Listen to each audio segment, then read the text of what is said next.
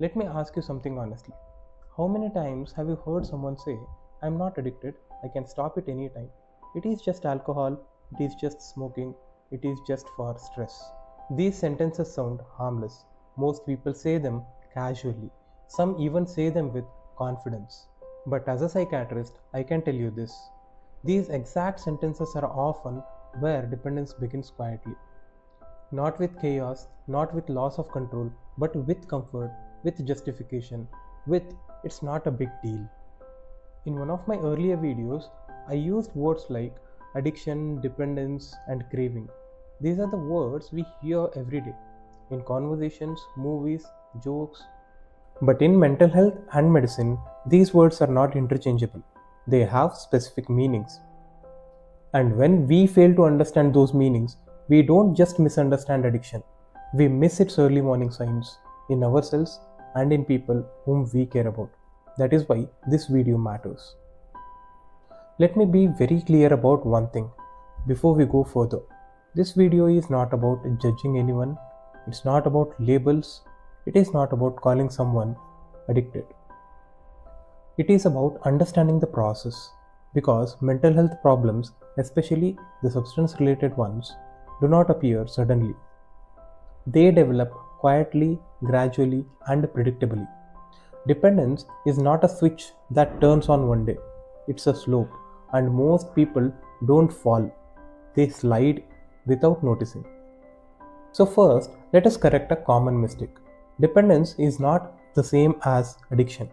Dependence means your body or mind has started relying on something to feel normal. Addiction means that reliance has begun to control your behavior despite harm. And craving means your brain has learned to demand that substance when it is stressed, tired, or uncomfortable.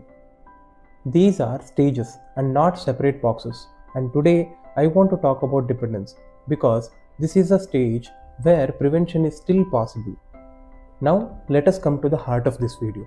In psychiatry, we don't decide dependence based on one bad habit or one bad day. We look for patterns. There are 6 core signs that tell us dependence is forming, and not all 6 should be present at once. The first and one of the most important signs of dependence is craving. Craving is often misunderstood. It is not just liking a substance or not just liking something. Craving is a strong repetitive urge to use a substance, an urge that comes back again and again, even when you don't actually want to use the substance. You may be busy with work, or you may be spending quality time with family, and suddenly the thought appears, if only I had a drink, or if only I could smoke. Sign 2 is loss of control. Here, you plan to decrease the use of substance. You promise yourself you'll stop after a certain limit.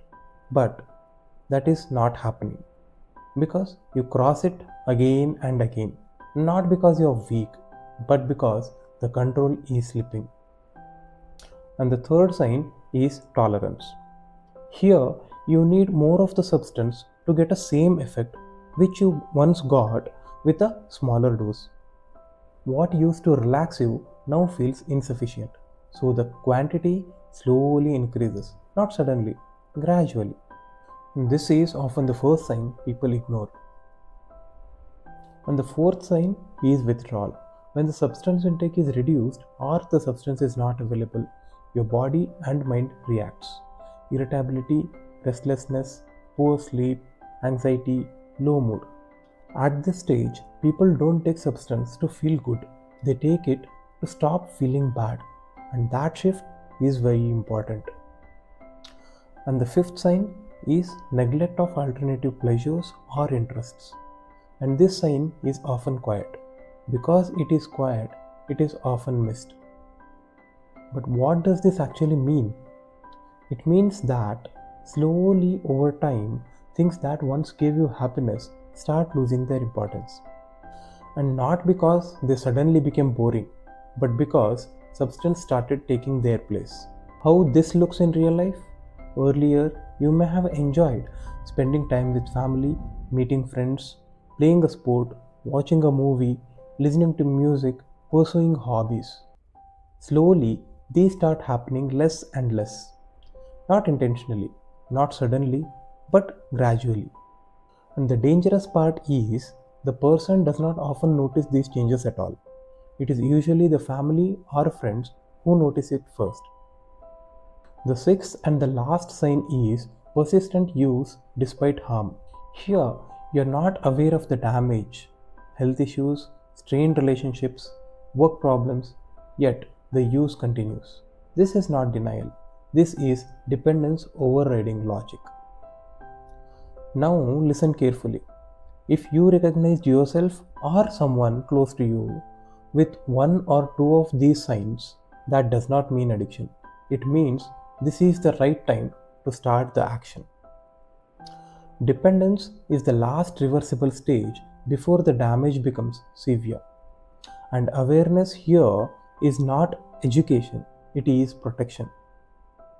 The earlier we identify these patterns, the simpler the intervention, so much better will be the outcome. You don't need labels, you don't need shame, you need clarity. If this video helped you, share it with someone who needs information and not judgment. And if you want to learn how prevention works in real life, through habits, boundaries, and early support, stay with this channel. Because mental health does not collapse overnight and it doesn't heal overnight either. But when we notice changes early, we change the entire story.